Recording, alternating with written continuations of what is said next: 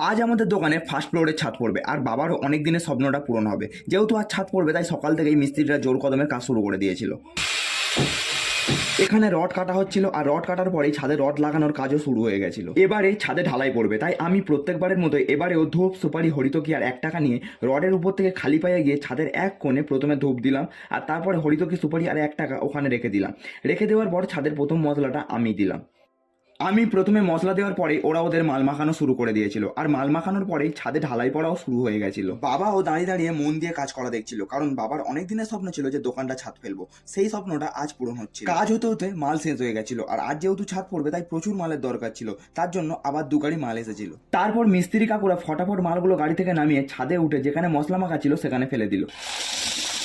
ছাদের কাজ করা দেখতে দেখতে প্রচন্ড গরম হচ্ছিল, তাই গরমের সময় ভাবলাম একটু চাঁচা বরফ খাওয়া যাক। তখন প্রায় সন্ধ্যা হয়ে গেছিল আর তখনও ছাদ পুরোপুরি কমপ্লিট হয়নি। আমি টর্চ মেরেছিলাম আর মিস্ত্রি কাকু ছাদের লাস্ট ফিনিশিং দিচ্ছিল। তারপর ফাইনালি অনেক পরিশ্রমের পর আমাদের ছাদ আজ কমপ্লিট হলো। এখন এই পর্যন্তই ছাদ থাকবে, আবার দোতলার জন্য পরে পাওয়া যাবে। অনেকটাই অন্ধকার হয়ে গেছিল তাই ভালোভাবে তোমাদেরকে দেখাতে পাচ্ছি না।